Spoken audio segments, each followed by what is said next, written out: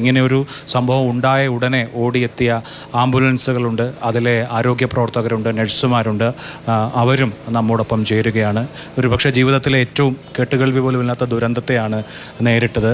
എന്തൊക്കെയാണ് സംഭവിച്ചത്? നമുക്ക് ഏകദേശം ഒരു 3 മണിയോട് കൂടിയാണ് നമുക്ക് കേസ് വരുന്നത്.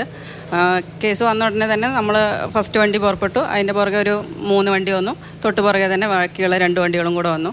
നമ്മളവിടെ ചെല്ലുന്ന സമയത്ത് വേറെ നമ്മുടെ കോവർക്കേഴ്സ് ആയിരുന്നു ഉണ്ടായിരുന്നത്.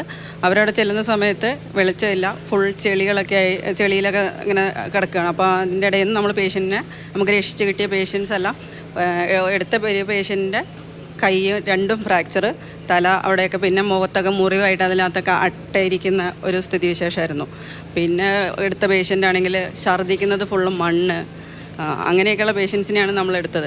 പിന്നീട് അങ്ങോട്ട് കിട്ടുന്ന പേഷ്യൻസ് എല്ലാം ഫുൾ ഫ്രാക്ചർ, ചെസ്റ്റ് ഫ്രാക്ചർ, കാല്, കൈ, ഇതെല്ലാം ഫുൾ ഫ്രാക്ചറായിട്ടുള്ള മണ്ണിൻ്റെ അടിയിൽ നിന്ന് എടുത്ത പേഷ്യൻസിനെയൊക്കെയാണ് നമ്മൾ കൊണ്ടുപോയത്. ഏകദേശം നമ്മളൊരു 105ഓളം പേഷ്യൻറ്റിനെ നമ്മൾ റെസ്ക്യൂ ചെയ്ത് ഹോസ്പിറ്റലുകൾ, വിംസ് hospital, Meppadi hospital, Vythiri hospital, അവർക്കൊക്കെ ആംബുലൻസിനകത്ത് വെച്ച് തന്നെ പ്രാഥമിക ശുശ്രൂഷകളൊക്കെ നൽകാൻ കഴിഞ്ഞോ?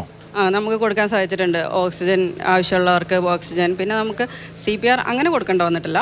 പക്ഷേ നമുക്ക് കൊടുക്കാൻ പറ്റുന്ന ഇത് മുറിവുകളെല്ലാം കെട്ടാനും കെട്ടി കൊടുക്കാനും ഡ്രസ്സിങ്ങൊക്കെ എല്ലാം ചെയ്ത് കൊടുക്കാനൊക്കെ നമുക്ക് സഹായിച്ചു കൊടുത്തിട്ടുണ്ട്. പിന്നെ ഓക്സിജൻ കൊടുക്കാനുള്ളത്, നമ്മളെടുത്ത ഒരു പേഷ്യൻ്റ് ആണെങ്കിൽ അദ്ദേഹം കുറേ നേരമായിട്ട് മണ്ണിൻ്റെ അടിയിൽ കിടന്നു. ഓൾറെഡി COPD, അതായത് ശ്വാസം മുട്ടുള്ള പേഷ്യൻ്റ് ആയിരുന്നു. ആ പേഷ്യൻ്റിനെ വന്ന് നമ്മൾ റിസീവ് ചെയ്ത് തന്നെ പെട്ടെന്ന് തന്നെ നമുക്ക് ഓക്സിജനൊക്കെ വെച്ച് കൊടുത്ത് പെട്ടെന്ന് നമുക്ക് ഒരു വിത്തിൻ 15 മിനിറ്റ്സിനുള്ളിൽ വിംസ് ഹോസ്പിറ്റലിൽ എത്തിയിട്ട് പ്രാഥമിക ചികിത്സ നമുക്ക് കൊടുക്കാൻ പറ്റിയിട്ടുണ്ട്.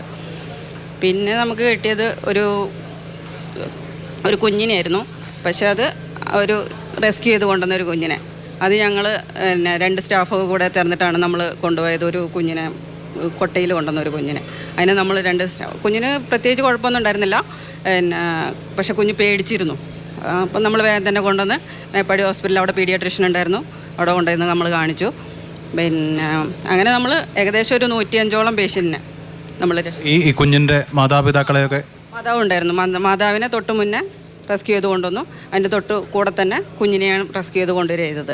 മാതാവിനെയും കുഞ്ഞിനെയും കൂടെയാണ് നമ്മൾ ഹോസ്പിറ്റലിൽ എത്തിച്ചത്.